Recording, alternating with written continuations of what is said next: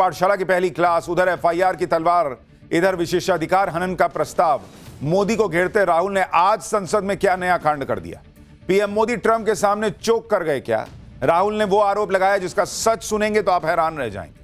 PM Modi झुके नहीं, Trump की टीम को रातों रात चुपके से ट्रेड डील में क्या क्या बदलना पड़ा है, और एप्स्टीन फाइल से लेकर ट्रेड डील तक संसद में राहुल वर्सेस बीजेपी के घमासान का फुल चैप्टर सबसे पहले खोलने जा रहा हूं। देखिए, कई दिनों से राहुल गांधी ये माहौल बना रहे थे कि उन्हें संसद में बोलने नहीं दिया जा रहा, लेकिन आज जब वो लोकसभा में बोले तो किसी को समझ में ही नहीं आया कि बोलना क्या चाह रहे थे। मोदी को घेरने के लिए कहीं की बात उठाए, कहीं से जोड़ दिए। वही पुराना अडानी अंबानी, उससे आगे तो वो बढ़ नहीं पाते। फिर पर्सनल हो गए, फिर एप्स्टीन फाइल का नाम लेकर आ गए। राहुल गांधी अलग लेवल पर रहते हैं बॉस। आप देखिए कि जो इकोनॉमी नरेंद्र मोदी ने रॉकेट बना रखी है, दुनिया कह रही है, उसे किसी ने डेड इकोनॉमी कहा तो राहुल गांधी डेड इकोनॉमी कहने लगे। इसी तरह से नरेंद्र मोदी 9 बड़ी ट्रेड डील कर चुके। यूरोप से कर ली, जो 16 साल से ट्रेड डील लटकी हुई थी। अमेरिका से कर ली, जो महीनों के नेगोशिएशन के बाद हुई। तो राहुल गांधी कह रहे हैं कि अमेरिका के सामने मोदी ने सरेंडर कर दिया। भाई, सरेंडर करना होता तो पहले ना कर देते। 11 महीने लगे सरेंडर करने में। 11 महीने से बातचीत हुई, तब जाकर डील हुई, और वो भी अभी एक फ्रेमवर्क तैयार हुआ है जिसमें आगे और भी बहुत कुछ हो सकता है। और मोदी कैसे अड़ गए भारत के हित को लेकर कि रातों रात अमेरिका को चीजें बदलनी पड़ी हैं, वो भी आपको दिखाऊंगा। लेकिन राहुल गांधी को तो अपना एजेंडा चलाना है, और ये एजेंडा ये है कि किसी तरह नरेंद्र सरेंडर का मैंने नैरेटिव सेट करने का सोच लिया है, तो मैं वही करूंगा। पार्टी जाए कहीं, देश को लेकर हो जाए कुछ भी, लेकिन मैं तो यही कहूंगा। और इसमें वो लगे हुए हैं सालों साल से, लेकिन ये नैरेटिव बिक नहीं रहा, क्योंकि दुनिया के जिस तरह से हालात हैं उसके बीच में बड़ी बड़ी डील कर लेना, ये सरेंडर नहीं, उपलब्धि होती है बॉस। और इसकी चर्चा सिर्फ हम नहीं, दुनिया कर रही है। दुनिया में जो कोई नहीं कर पाया वो नरेंद्र मोदी कर रहे हैं, ये दुनिया कह रही है। खाली पाठशाला में नहीं चल रहा है। 9 ट्रेड डील कर लेना आसान नहीं है। 27 देशों के साथ एक साथ ट्रेड डील करना, ये कोई भी नहीं कर पाया। दुनिया में जो हालात हैं उसके बीच ट्रंप से ट्रेड डील कर लेना और भारत के हितों की रक्षा भी कर लेना, भारत के लिए एक अच्छी डील भी ले आना। तलवे चाट कर ट्रंप का पैर सुझा देने वाले मुनीर और शहबाज और उनके पाकिस्तान से बेहतर डील सम्मान के साथ हासिल कर लेना, यह राहुल गांधी को नहीं दिखता है। खाली मोदी विरोध में जो है ऐसा दिखाना कि देश तो बर्बाद हो गया। अगर राहुल गांधी की नजर में इसको सरेंडर कहते हैं तो जो कहना कहते रहें। जैसे वो ट्रंप के कहने पे भारत को डेड इकोनॉमी बोल देते हैं, तो सरेंडर बोलना है तो बोल रहे हैं। इससे पब्लिक नहीं ना बदल जाएगी। आज लोकसभा में भी उन्होंने यही सब काम किया है। ये फाइल वो फाइल सब बोल दिए हैं। ऐसा काम किए हैं कि आप देखिएगा तो माथा पीट लीजिएगा। पूरा भयंकर राहुल वर्सेस बीजेपी हुआ है। लेकिन फैक्ट्स हम आपको बताएंगे, कैसे राहुल गांधी ने सरेंडर की बात करके नेहरू इंदिरा मनमोहन के जमाने के सरेंडर का चैप्टर अलग खुलवा दिया, उनकी अलग फजीहत हो रही है। सब आपको दिखाऊंगा। बांग्लादेश को फायदा हो जाएगा कपड़ा खरीदने के मामले में, अमेरिका में उसका बाजार बड़ा हो जाएगा, वो भी आपको बताऊंगा। लेकिन पहले राहुल गांधी ने जो बवाल काटा है संसद में, जो नया कांड किया है, उस पर क्या बवाल मचा है, उसकी एक झलक देख लीजिए।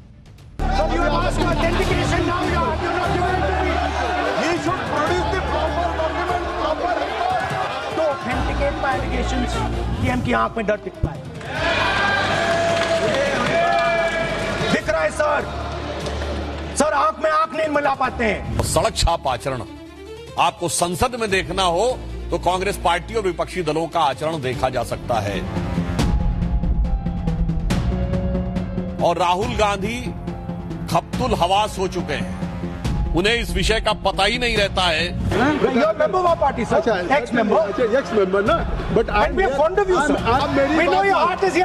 मेरी बात अगर आप मानते तो वहां नहीं बैठे होते।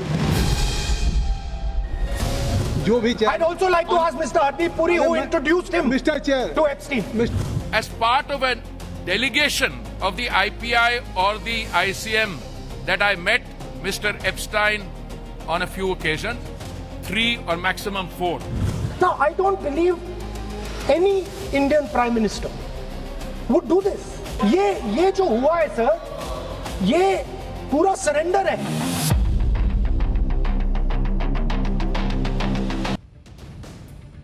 अब राहुल गांधी क्या बोलते हैं ये तो वही जाने, या कांग्रेस और उसका जो इकोसिस्टम है, भाई ये लोग क्या बोलते हैं ये यही समझते हैं, क्योंकि जो बातें वो करते हैं उसमें अगर आप सिर पैर ढूंढने निकलिएगा तो बहुत दिक्कत होगी। लेकिन बोलने से पहले कम से कम इतना तो सोच लेना चाहिए कि बोल क्या रहे हैं। भाई दुनिया में जिस वक्त मुश्किल हालात है, टेरिफ वॉर चल रहा है, नए नए युद्ध के खतरे मंडरा रहे हैं, उस वक्त दुनिया भारत से डील करके अगर खुद को बचा रही, दुनिया बचा रही है, अगर भारत की मदर ऑफ ऑल डील देखकर ट्रंप की टीम हिल जा रही है और ट्रंप के साथ, भारत के साथ जो है ट्रंप जो है, अमेरिका जो है वो फादर ऑफ ऑल डील कर रहे हैं, तो इससे भारत की ताकत ना दिखती है बॉस। राहुल गांधी को ये सब नहीं दिखता, इसमें सरेंडर दिख रहा है। अमेरिका के साथ ट्रेड डील को राहुल गांधी ने सरेंडर बता दिया, यहां तक कह दिया कि देश को बेच दिया। लोकसभा में आज क्या राहुल गांधी बोले, एक बार सुनिए, उनकी कहानी सुनिए। आप माथा तो पीट ही लीजिएगा, लेकिन फिर उसके बाद मैं आपको फैक्ट्स और सच्चाई बताऊंगा। I am saying that you have sold India. Are you not ashamed of selling India? Do you have no shame of selling India? You have sold our mother, Bharat Mata. Do you have no shame? But sir, the interesting thing is, the interesting thing is that I know that the Prime Minister would not sell India under normal circumstances. He will not do it. You know why he sold India? Because they are choking him. Mr. Rahul, address to the chair, please. He has sold India because they are choking him. They've got a grip on his neck.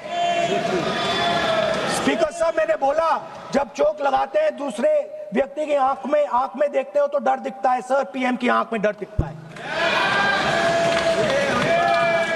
दिख रहा है sir आंख में आंख नहीं मिला पाते हैं।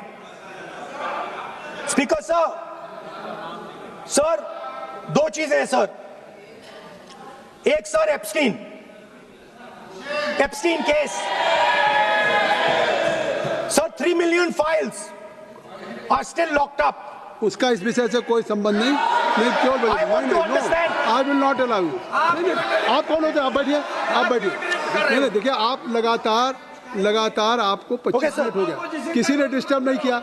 Okay, Speaker sir, वो Epstein की बात नहीं कर रहा। is not related with the budget. Okay sir, I won't say Epstein. I will not allow. That will I'm not saying Epstein. Rahul Gandhi कह रहे हैं कि पीएम मोदी को चोक कर दिया गया, और चोक कीजिए तो आंख में दिख जाता कि डर है। अरे चोक ऐसे आगे से चोक किया जाता है कि पीछे से घुमा के चोक किया जाता है, और जब किसी का मुंह उधर होता तो आंख दिखता है। इतना तो कम से कम सोच लीजिए। इनके हिसाब से आगे से चोक कर दिए, गले मिल रहे थे। कह रहे हैं एप्स्टीन फाइल, राहुल गांधी ने देश को बेच देने की बात कर दी। एप्स्टीन फाइल उठाकर ले आए। कल तक नरवणे की किताब घुमा रहे थे, अब एप्स्टीन फाइल लाए। अनिल अंबानी की बात लेकर आ गए, हरदीप पुरी की बात करने लगे। लेकिन ये सब बातें करके राहुल गांधी खुद फंस गए। कैसे, अभी बताऊंगा। आपको बताऊंगा कि राहुल गांधी की सरेंडर वाली थ्योरी में कितने छेद हैं। लेकिन पहले राहुल गांधी ने और क्या कहा, एक बार वो भी सुन लीजिए। Speaker sir, there is a businessman called Mr. Anil Ambani. I want to ask the question, why is he not in jail? The reason he's not in jail is because his name is in the Epstein files. एक तो That's why he's not in jail. Rahul ji, जो भी I'd also like to ask Mr. Hardeep Puri, who introduced him Mr. Chair to Epstein. Mr. Rahul, no, I know who introduced him. आप एक बात मेरी सुन लीजिए पहले, कि चाहे आप अनिल अंबानी, मैं कह रहा हूँ, मैं Anil Ambani, Sir, I know who introduced him. जो जिस and तरीके Mr. से Hardeep Puri knows who आप ये introduced him. चार्जेज लगा रहे हैं, We both agree. जो इस सदन का सदस्य नहीं है, चाहे वो अनिल अंबानी हरदीप पुरी है, सर। रानी हो, Hardeep Puri is a member of parliament here. आप जो चार्जेज लगा रहे हैं उसको सफाई करने का अवसर नहीं मिलेगा, उसको He's a minister, sir. उसका नाम नहीं लिया जाता। अब आप सोचिए, राहुल गांधी आज लोकसभा में यह थ्योरी लेकर आए कि सामान्य हालत में पीएम मोदी ट्रंप के सामने नहीं झुकते। क्यों भाई, आप तो इतने साल से यही माहौल बना रहे हैं कि मोदी डरपोक हैं, तो सामान्य हालत में क्यों नहीं झुकते? क्योंकि इनके नैरेटिव को वो सूट नहीं करता। इनको यह बताना है कि कुछ ऐसा हुआ है कि मोदी झुक गए, तो आज अपने से कहने लगे कि मोदी नहीं झुकने वालों में से।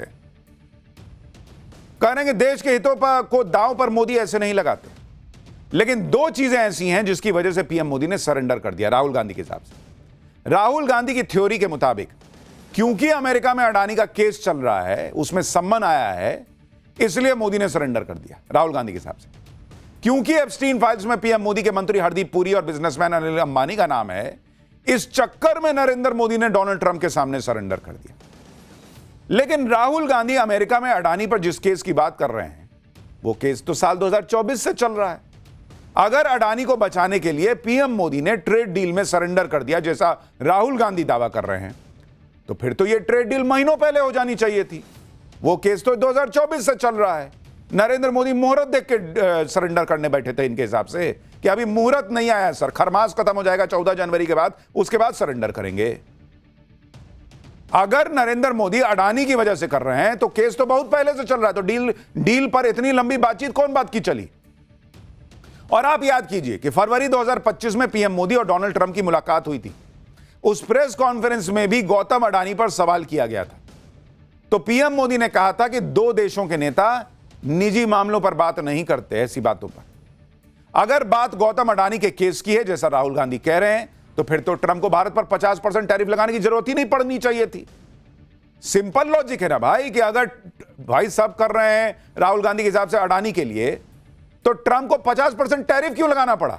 वो पहले ही कुछ ऐसा करते कि भाई नरेंद्र मोदी अडानी के लिए कर देते, फिर तो ट्रंप को सीधे अडानी का नाम लेकर पीएम मोदी से जो चाहते थे वो करवा लेना चाहिए था। ट्रंप को तो 50% टैरिफ लगाना पड़ा, उसके बावजूद भारत नहीं झुका। तभी तो अमेरिका ने 50% टैरिफ लगाया था ना भाई। पर राहुल गांधी को बोलना है तो बोल दिए। लॉजिक और राहुल गांधी की बातें, एक दक्षिणी ध्रुव पे बैठता है, एक उत्तरी ध्रुव पे बैठता है, मिलन हो ही नहीं सकता है। दूसरी बात, राहुल गांधी जिस एप्स्टीन फाइल की बात कर रहे हैं, उसमें जिस बिजनेसमैन अनिल अंबानी का नाम आया है, उनके ऊपर तो भारत में ऑलरेडी ईडी का जबरदस्त एक्शन चल रहा है। तो एप्स्टीन फाइल में अनिल अंबानी का नाम आने का मोदी सरकार क्यों लोड लेगी बॉस। तीसरी बात, जहां तक एप्स्टीन फाइल में पीएम मोदी के मंत्री हरदीप पुरी का जिक्र है, तो उस पर आज हरदीप पुरी ने खुद राहुल गांधी को जवाब दिया है, जो आपको आगे बताऊंगा। और यह भी समझिए कि एप्स्टीन फाइल भी आज से नहीं खुल रही है, 6 महीने से यह सब चल रहा है। तो अगर एप्स्टीन फाइल का ही कोई डर होता तो यह डील तो 6 महीने पहले हो जाती। कुल मिलाकर राहुल गांधी की थ्योरी में कोई लॉजिकल दम नहीं दिखता। अडानी का केस 2024 से चल रहा है, एप्स्टीन फाइल 6 महीने से चल रही है, अनिल अंबानी पर यहां केस पे केस चल रहे हैं, उनकी प्रॉपर्टी जब्त हो रही है। तो अडानी अंबानी का मामला कैसे हो सकता है। एप्स्टीन फाइल का मामला होता तो पहले हो गई होती डील। एप्स्टीन फाइल को लेकर ही पीएम मोदी घबरा कर ट्रंप से डील कर रहे होते, तो फिर तो भारत अमेरिका के लिए सारे रास्ते खोल देता ना भाई। कैसे बंद कर दिया सारा रास्ता। कैसे डोनाल्ड ट्रंप और उनकी टीम को रात में डील में चेंज करना पड़ा है, चोरी छुपे कि उनकी चोरी पकड़ी ना जाए, अभी आपको बताऊंगा। यह सरेंडर करने की निशानी होती है। राहुल गांधी को लगता नहीं कि अपने देश को सरेंडर करने वाला बता रहे हैं, वो भी बिना फैक्ट के। राहुल गांधी अनिल अंबानी का नाम लेकर पीएम मोदी को घेर रहे हैं। और आप याद रखिए कि अनिल अंबानी पर 40,000 करोड़ के मनी लॉन्ड्रिंग केस में अनिल अंबानी और उनकी पत्नी टीना अंबानी को 17-18 फरवरी को ईडी के सामने पेश होना पड़ा था, होना है। आप यह भी देखिए कि इस 40,000 करोड़ के केस में ईडी अनिल अंबानी की कितनी संपत्ति जब्त कर चुकी है।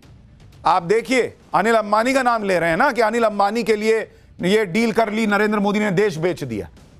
नवंबर 2025 जो अनिल अंबानी है, अनिल अंबानी, इनके ऊपर जो कार्रवाई हो रही है, 7,500 करोड़ की संपत्ति जब्त हुई है। तो अगर नरेंद्र मोदी को इतनी दोस्ती है अनिल अंबानी से कि उनके लिए यूएस से डील कर लिए, तो 7,500 करोड़ की संपत्ति काहे ईडी जब्त कर ली बॉस। यह नवंबर 2025 में हुआ है, उसके बाद भी सिलसिला रुका नहीं है। आप देखिए फिर 28 जनवरी 2026 को, 28 जनवरी 2026 को फिर 1885 करोड़ की संपत्ति जब्त हुई है। तो कौन बात का अनिल अंबानी से दोस्ती निभा रहे हैं, जब यहां ऑलमोस्ट 10,000 करोड़ की संपत्ति जब्त हो गई। राहुल गांधी बोलते हुए ये सब नहीं जानते, उनकी टीम बताती नहीं है कि सर आप अनिल अंबानी का नाम लीजिएगा, तो वो तो पब्लिक पूछेगी कि 10,000 करोड़ की संपत्ति जब्त कर लिए मोदी, कौन बात की दोस्ती। लेकिन बोलना है तो बोल दिए। आप ये भी देखिए कि जिस वक्त पीएम मोदी ने डोनाल्ड ट्रंप से डील की है, उससे पहले पीएम मोदी ने 27 देशों के यूरोपियन यूनियन के साथ mother of all deal sign की। इसके अलावा भारत फ्रांस के साथ अब तक की सबसे बड़ी डिफेंस डील करने जा रहा है। इस डील के तहत 3,25,000 करोड़ में 114 राफेल जेट खरीदे जाने वाले हैं, जबकि अमेरिका का सबसे ज्यादा जोर इसी पर रहता है कि दुनिया उसके हथियार खरीदे। ट्रंप तो कई बार यह कह चुके हैं कि वो चाहते हैं कि भारत उससे हथियार खरीदे। अगर पीएम मोदी कॉम्प्रोमाइज होते, अगर पीएम मोदी जो है वो अमेरिका के किसी दबाव में होते, तो राफेल खरीद रहे होते, फ्रांस से डील कर रहे होते। ट्रंप ने क्या कहा कि नहीं नहीं, एक काम कीजिए, राफेल उधर से खरीद लो, हम इधर जो है इधर नस दबाएंगे। पीएम मोदी ने सबसे बड़ी डिफेंस डील फ्रांस के साथ करने का फैसला किया हुआ है, अमेरिका के साथ तो नहीं। वहां क्यों नहीं सरेंडर करा पाए ट्रंप? इधर करा लिए, वहां नहीं कराए, चुप बोल दे, अच्छा इधर अभी करते हैं, बाद में उधर करेंगे। कोई सिर पैर है जो राहुल गांधी बोल रहे हैं उसका? कोई कनेक्शन दिख रहा है आपको? आप एलओपी हो बॉस। देश की संसद का मजाक बना के छोड़ दिया कि कुछ भी बोल के आप चले जाते हैं और इनका इकोसिस्टम लग जाता कि अरे बाप रे, राहुल जी आज गजब बोल दिए। राहुल गांधी ने पीएम मोदी पर देश को बेचने का गंभीर आरोप लगाया तो सदन में हंगामा भी हुआ। संसदीय कार्य मंत्री किरण रिजिजू ने राहुल गांधी को तगड़ा जवाब दिया, कहा कि कोई माई का लाल पैदा नहीं हुआ है जो इस देश को बेच दे। सुनिए अंदर क्या हुआ संसद में आज। मैं सदन में कहना चाहता हूँ, आज तक कोई माई के लाल पैदा नहीं हुआ जो भारत को सेल कर सकता है, कोई खरीद सकता है, नहीं हो सकता है। और आपने प्रधानमंत्री जी को कहा, मैं दावे के साथ कहता हूँ, इस देश का आज तक सबसे मजबूत प्रधानमंत्री नरेंद्र मोदी जी है, कोई हिला नहीं सकते, कोई हिला नहीं सकते। संसद में आज राहुल गांधी अपने भाषण को लेकर खूब टशन में थे। उनको लग रहा था कि उन्होंने ऐसा भाषण दे दिया कि धरती हिल जाएगी, सियासी भूकंप आ जाएगा। लेकिन आज संसद में ही राहुल गांधी को लेने के देने पड़ गए। भाषण के दौरान राहुल गांधी स्पीकर के चेयर पर बैठे जगदंबिका पाल से उलझ गए। राहुल गांधी जगदंबिका पाल को पुराना कांग्रेसी बताने लगे कि आप तो हमारी टीम में थे। इस पर जगदंबिका पाल ने कह दिया कि अगर उनकी बात सुनी होती तो आज विपक्ष में न बैठे होते राहुल गांधी। सुनिए क्या हुआ वहां पर। Sir, Speaker, sir, Why you are just Speaker, sir, you are ex-Congress party member, so I will do you a special favor today, sir. नहीं, I will back down. ये चार्ज है ना, ये भी कार्रवाई का हिस्सा नहीं बनेगा। मैं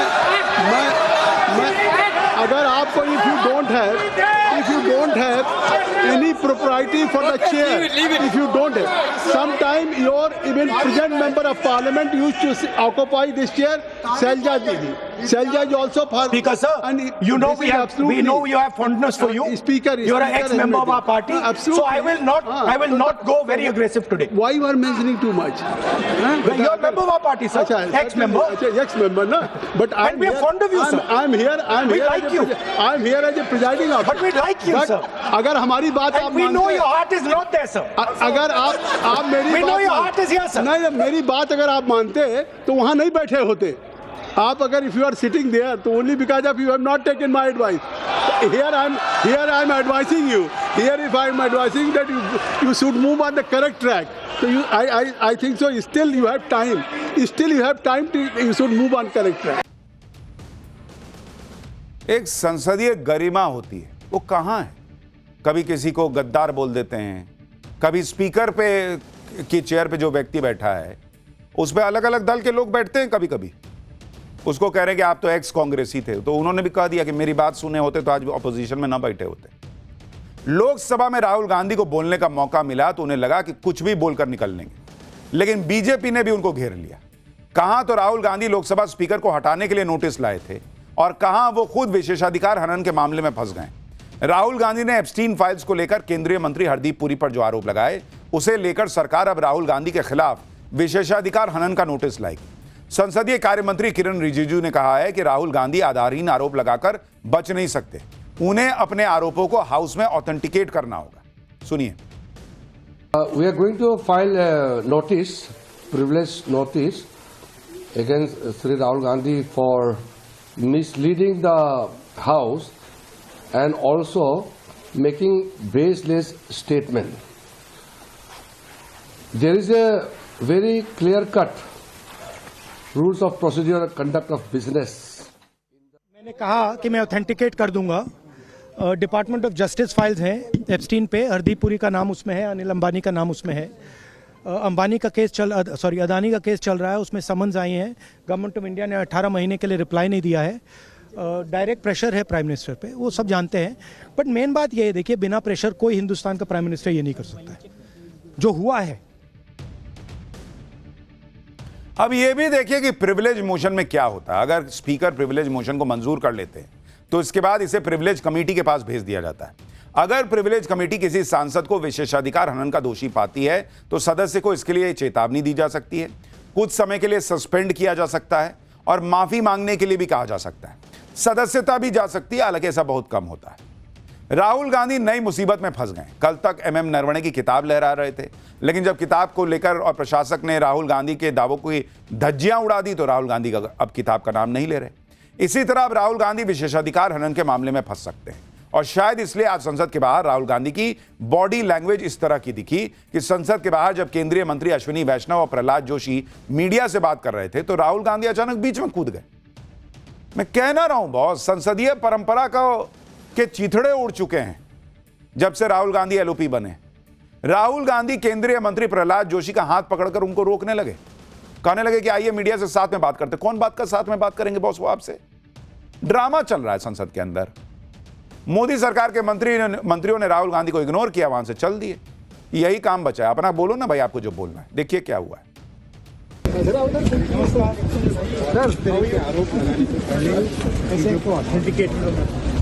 I'll also come and say hello. Yes, sir. Come, let's stand together. Let's stand together. Let's do it together. Come do it together. Data चोरी की आपको लेकर कहीं बाइट दे रहे थे, वो कह रहे थे कि आप बिना डाटा दे रहे हैं, वो कहीं ना कहीं बिना तथ्यों के डाटा दे रहे हैं। देखिए, मेरे पास डेटा है, मैंने कहा मैं ऑथेंटिकेट कर दूंगा। आज लोकसभा में राहुल गांधी का पीएम न बनने का दर्द भी सामने आ गया। राहुल गांधी 11 साल से पीएम बनने का सपना देख रहे हैं, लेकिन पीएम मोदी के सामने उनकी दाल तो गलती नहीं, और जैसी पॉलिटिक्स करते हैं पब्लिक को पसंद आता नहीं। आज राहुल गांधी ने लोकसभा में कह दिया कि अगर उनकी इंडी गठबंधन की सरकार होती तो वो किस तरह से ट्रंप से डील करते। सुनिए राहुल गांधी को। फिर आपको याद दिलाता हूं कि कांग्रेस के जमाने में डील होती कैसे। If the India alliance was negotiating with President Trump, I will tell you what we would say. The first thing we would say is, President Trump, the most important thing in this equation is Indian data. You want to protect your dollar? You want to protect your dollar? We are your friends. We appreciate you. We want to help you protect your dollar. But please remember that if you want to protect your dollar, the biggest asset that can protect your dollar is lying with the Indian people. First thing. Second thing we would say, President Trump, if you want access to this data, then please understand that you are going to talk to us as an equal. You are not going to talk to us as if we are your servants. एक पुरानी film में dialogue था कि मैं और मेरी तन्हाई अक्सर ये बातें करते, तुम होती तो ऐसा होता, तुम होती तो वैसा होता। राहुल गांधी भी उसी से प्रभावित है। ये अपनी तन्हाई में शायद यही बात करते कि मैं पीएम होता तो ऐसा करता, मैं पीएम होता तो वैसा करता। पर आप जो करते वो पब्लिक नहीं चाहती है कि आप करें, इसलिए आप पीएम नहीं हैं। ये सिंपल सी बात नहीं समझ रहे हैं। और जो आप कर रहे हैं वो पब्लिक को पसंद नहीं आ रहा है। आज राहुल गांधी आरोप लगा रहे हैं कि मोदी सरकार को डील करना नहीं आता। पीएम मोदी पर देश को बेचने का आरोप लगा रहे हैं। अपनी पार्टी का इतिहास याद नहीं है कि जब सरकार थी आपकी पार्टी की तब मैं ऐसा होता तो कैसा करता वाला बात। आपको बताता हूं कि जब कांग्रेस गठबंधन यूपीए की सरकार थी तो अमेरिका के सामने किस तरह से कांग्रेस ने सरेंडर किया था। साल 2006 में भारत और अमेरिका के बीच सिविल न्यूक्लियर डील हुई थी। अमेरिका के साथ इस संधि के दौरान भारत ने बिल्कुल सरेंडर कर दिया था। न्यूक्लियर डील के बाद अमेरिका ने कहा था कि भारत ने अपनी सैन्य और नागरिक गतिविधियों को अलग रखने की प्रतिबद्धता जताई है। भारत ने अपने संपूर्ण नागरिक कार्यक्रम को इंटरनेशनल इंस्पेक्शन के लिए पेश करने की प्रतिबद्धता जताई है। यानी भारत ने एक तरह से अमेरिका के सामने पूरी दुनिया को कह दिया था कि आओ हमारा परमाणु कार्यक्रम देख लो, इंस्पेक्शन कर लो। यह सरेंडर नहीं था। अमेरिका से पिंकी प्रॉमिस खेल रहे थे कि हां हम नहीं करेंगे, हम इसका गलत इस्तेमाल नहीं करेंगे, आओ तुम्हारा जब मन करे तुम देख लो। यह सरेंडर करना नहीं होता है। भारत अपना परमाणु कार्यक्रम कैसे चलाएगा यह अमेरिका तय करेगा। आज बीजेपी ने कांग्रेस की पुरानी डील्स की फाइल खोल दी। सुनिए सुधांशु त्रिवेदी को, फिर मैं आपको कांग्रेस के जमाने की पुरानी डील्स तो बताऊंगा ही, साथ ही आज के नए भारत के सामने कैसे अमेरिका की ट्रेड डील भारत से जो हुई उसमें अमेरिका को पीछे हटना पड़ा है, आपको वो भी दिखाऊंगा। मुझे लगता है सामान्य कूटनीति, सामान्य अर्थनीति और थोड़ी भी जानकारी यदि होती तो मुझे लगता है इस प्रकार की निराधार अपशब्दों का प्रयोग उन्हें नहीं करना चाहिए था। अब बेचता कौन है तो मैं याद दिलाना चाहता हूं, कांग्रेस पार्टी से पूछता हूं, वोल्कर रिपोर्ट, तेल के कूपन कांग्रेस पार्टी को मिले सद्दाम हुसैन के द्वारा, जिसके लिए नटवर सिंह को इस्तीफा देना पड़ा। किसको बेच रहे थे? इंडो यूएस न्यूक्लियर डील उस समय के deputy chief of mission Steven white के पास, मैं नाम नहीं लेना चाहता हूं, बाकायदा न्यूज आई कि कांग्रेस का एक नेता पहुंच के कहता कि हमने सारे पैसे का अरेंजमेंट कर लिया है। और एकमात्र मौका जब सदन के पटल के ऊपर सांसदों ने पैसा रख के कहा कि हमें यह पैसा दिया गया था ताकि उस डील को पास कराया जा सके। कौन देश को बेच रहा था? आप यह भी देखिए कि अमेरिका से जिस ट्रेड डील को लेकर राहुल गांधी इतना हल्ला मचा रहे हैं कि पीएम मोदी ने सरेंडर कर दिया। अगर सरेंडर ही किया होता तो अमेरिका यह सब बदलाव क्यों करता जो उसे आधी रात करना पड़ा। अमेरिका से जो ट्रेड डील हुई उसमें कुछ बदलाव हुए हैं, और ऐसे बदलाव जो सीधे सीधे भारत के फायदे के। 9 फरवरी को जो इंडिया यूएस ट्रेड डील का फ्रेमवर्क जारी हुआ था उससे जुड़ी फैक्ट शीट को लेकर अमेरिका ने बदलाव किए हैं और इन बदलावों को जारी किया। अमेरिका के व्हाइट हाउस ने ट्रेड डील को लेकर जो अपडेट जारी किया है उसमें 3 बड़े बदलाव हैं जो सबके सब भारत के पक्ष में। पहला बदलाव, अमेरिका की तरफ से पहले कहा गया था कि भारत अमेरिका से $500 बिलियन 45 लाख करोड़ के प्रोडक्ट खरीदने के लिए कमिटेड है, यानी प्रतिबद्ध है। भारत की सरकार कहती रही कि हमने ऐसा कोई कमिटमेंट नहीं किया, लेकिन ये लोग मानने को तैयार नहीं। अब देखिए कि अब नए बयान में कमिटेड यानी प्रतिबद्धता की जगह इंटेंट शब्द का इस्तेमाल किया गया है। यानी भारत का इरादा है कि वो ज्यादा से ज्यादा अमेरिकी प्रोडक्ट खरीदेगा। यानी भारत ने कोई कमिटमेंट नहीं दिया है, इरादा तो हम किसी के साथ कुछ भी करने का रख सकते हैं, खरीदने का रख सकते हैं। अमेरिका को पीछे हटना पड़ा है। इससे यह साफ हो गया कि भारत पर किसी तरह का कोई दबाव नहीं है कि वो $500 बिलियन का सामान खरीदेगा ही खरीदेगा। और हमने पाठशाला में आपको यह बताया था। लेकिन राहुल गांधी सवाल उठा रहे हैं कि अरे $500 बिलियन का सामान भारत क्यों खरीदेगा। दूसरी बात, डील को लेकर पहले कहा गया था कि भारत अमेरिका की कुछ दालों पर टैरिफ को खत्म करेगा या कम करेगा, लेकिन अब कुछ दालों के शब्द को भी अमेरिका ने अपनी फैक्ट शीट से हटा दिया। इसका मतलब यह है कि दाल पर टैरिफ कम करने की बात ऑफिशियल फैक्ट शीट में नहीं रही। यानी अमेरिका या तो झूठ बोल रहा था या गुमराह कर रहा था और उसको पीछे हटना पड़ा क्योंकि भारत अड़ गया कि ये क्या लिखे हो, हटाओ इसको। तीसरा बदलाव, पहले के बयान में यह बात कही गई थी कि भारत अपने डिजिटल सर्विस टैक्स को हटा देगा, लेकिन नए बयान में भी इस लाइन को हटा दिया गया। जबकि राहुल गांधी लोकसभा में संसद में यह आरोप लगा रहे थे कि भारत तो डिजिटल टैक्स हटा देगा, लेकिन नए बयान से यह लाइन भी हट गई।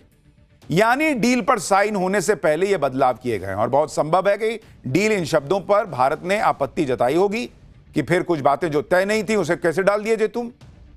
तो अमेरिका को पीछे हटना पड़ा, भारत पीछे नहीं हटा। इसमें सबसे बड़ा और जरूरी बदलाव दालों को लेकर है, क्योंकि अमेरिका और भारत की डील का ट्रिगर पॉइंट ही यही है कि भारत एग्रीकल्चर के सामने नहीं झुकेगा। दूसरी बात यह है कि भारत अपनी दाल की जरूरतों को पूरा करने के लिए दूसरे देशों से भी दाल मंगवाता है, लेकिन उसमें अमेरिका प्रमुख सप्लायर नहीं है। फिर भी सिंबॉलिक तौर पर दाल को शामिल करना रेड लाइन क्रॉस करने जैसा था, जिसे अमेरिका को सुधारना पड़ा है।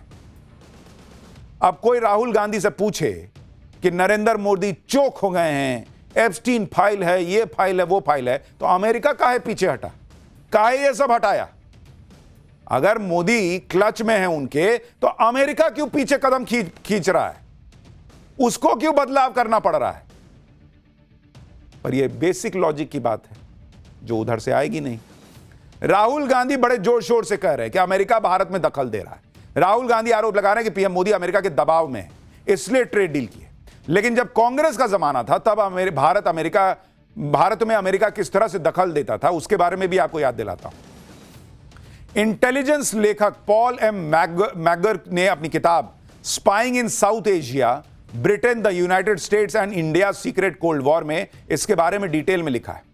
पॉल एम मैगर ने भारत में अमेरिकी राजदूत डेनियल पैट्रिक मोनिहान की किताब का जिक्र किया है और कहा है कि डेनियल पैट्रिक मोनिहान ने 1978 में अपने मेमोयर में अ डेंजरस प्लेस में कंफर्म किया है कि CIA ने 2 बार भारत की राजनीति में दखल दिया। इस किताब में दावा किया गया है कि दोनों ही बार CIA ने सत्ताधारी पार्टी कांग्रेस को पैसे दिए हैं जिससे वो केरल और पश्चिम बंगाल में वामपंथी सरकारों को हरा सके। राजदूत डेनियल पैट्रिक एक घटना का जिक्र करते हुए गंभीर आरोप लगाते हैं कि एक बार तो CIA ने कांग्रेस अध्यक्ष होने के नाते सीधे इंदिरा गांधी को पैसे दे दिए थे। यह इस किताब में लिखा है बॉस। बात इतनी भर नहीं है, जवाहरलाल नेहरू को लेकर यह आरोप लगाए जाते हैं कि वो तो भारत में इंटेलिजेंस इंफ्रास्ट्रक्चर बनाने के पक्ष में नहीं थे। नेहरू नहीं चाहते थे कि भारत का अपना खुद का इंटेलिजेंस इंफ्रास्ट्रक्चर हो। इंटेलिजेंस लेखक पॉल एम मैगर ने अपनी किताब स्पाइंग इन साउथ एशिया में लिखा कि जुलाई 1950 में नेहरू यह जानकर उलझन में थे कि क्या भारत को भौगोलिक रूप से फैले हुए इंटेलिजेंस इंफ्रास्ट्रक्चर की जरूरत है और क्या भारत इसे अफोर्ड कर सकता है। नेहरू ने कहा था कि मुझे नहीं लगता कि हमें इंटेलिजेंस सर्विस को बड़े पैमाने पर फैलाने की जरूरत है, यह हमारी क्षमता से बाहर है। अब बीजेपी सब याद दिला रही है कि सरेंडर करना किसको कहते हैं, यह इन किताबों में पढ़िए। आप यह भी देखिए कि 1960 के दशक में भारत का हाल क्या था। उस समय देश पर कांग्रेस की ही सरकार थी और यह वो दौर था जब अमेरिका से आने वाले गेहूं से देश के लोगों का पेट भरा जा रहा था। 1960 के दशक में भारत सूखे से जूझ रहा था। उस समय देश PL 480 डील के तहत अमेरिका पर निर्भर था। इस डील को फूड फॉर पीस कहा जाता था। इसके तहत विकासशील देशों को अमेरिका मदद करता था। PL 480 गेहूं लाल रंग का घटिया गुणवत्ता वाला गेहूं था जो मदद के नाम पर अमेरिका भारत की पब्लिक को दे रहा था। अमेरिका ने उस समय शिप टू माउथ नीति अपनाई थी। हर महीने तय होता था कि अनाज आएगा या नहीं। अमेरिका इस मदद के बदले भारत पर शर्तें ठोक रहा था। अमेरिका, IMF, वर्ल्ड बैंक ने कहा कि भारत को अपने रुपए को डीवैल्यू करना होगा। अगर भारत रुपए का अवमूल्यन नहीं करेगा तो मदद नहीं मिलेगी। 1966 में अमेरिकी मदद के बदले रुपए का अवमूल्यन कराया गया। बांह मरोड़ दी गई भारत की उस समय की सरकार की। यह राहुल गांधी को पता नहीं होगा शायद, या जानते हैं तो बता नहीं रहे। 6 जून 1966 को रुपए में 57.5% का अवमूल्यन हुआ जिससे $1 की कीमत 4.76 रुपए से बढ़कर सीधे 7.5 रुपए हो गई। देश ने इसे अपमान की तरह लिया, आत्मसमर्पण की तरह महसूस किया। रुपए के अवमूल्यन का विरोध उस समय कांग्रेस अध्यक्ष के कामराज ने भी किया। के कामराज ने इसे पश्चिमी साम्राज्यवाद के आगे सरेंडर जैसा बताया। वामपंथी दलों ने इंदिरा को वर्ल्ड बैंक की कठपुतली तक कह दिया था। यह है कांग्रेस का सरेंडर वाला इतिहास, जब भारत में अमेरिकी दखल हद से ज्यादा था। CIA से पैसा लेने का आरोप लगता था। अमेरिका के कहने पर रुपये का वैल्यू गिरा दिया जाता था। दुनिया भर की परिस्थिति से रुपये की वैल्यू गिरे तो समझ में आता है, अमेरिका के कहने पे गिरा दिए आप। राहुल गांधी ने आज एप्स्टीन फाइल को लेकर मोदी सरकार के मंत्री हरदीप पुरी पर सवाल उठाए। हरदीप पुरी ने भी लंबी चौड़ी प्रेस कॉन्फ्रेंस करके राहुल गांधी को पॉइंट वाइज जवाब दे दिया। सुनिए एक बार। 3 million emails have been released.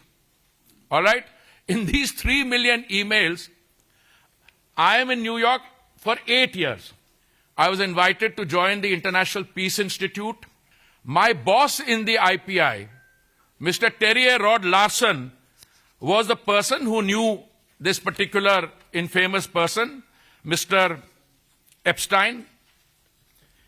And it is as part of a delegation of the IPI or the ICM that I met Mr. Epstein on a few occasions, 3 or maximum 4. What am I telling Mr. Reid Hoffman on an email which is copied to Epstein? I'm saying I am now convinced more than ever that India today presents a terrific opportunity for internet-based economic activity. आज राहुल गांधी ने trade deal पर बोलते हुए बांग्लादेश का भी जिक्र किया। राहुल गांधी ने आरोप लगाया कि बांग्लादेश के कपड़ों पर तो अमेरिका ने 0 टैरिफ कर दिया है, इससे तो अमेरिका में भारत का टेक्सटाइल एक्सपोर्ट ही खत्म हो जाएगा। लेकिन राहुल गांधी ने बांग्लादेश को लेकर आधी अधूरी बात बताई। सच क्या है मैं आपको बताता हूं। पहली बात तो यह है कि राहुल गांधी यह नहीं बता रहे कि बांग्लादेश ने किस कीमत पर अमेरिका से अपनी टेक्सटाइल के लिए जीरो टैरिफ हासिल किया है। भाई बांग्लादेश ने डील में एग्रीकल्चर, डेयरी और पोल्ट्री का मार्केट अमेरिका के लिए खोला है, तब जाके अमेरिका ने यह एहसान किया उस पर।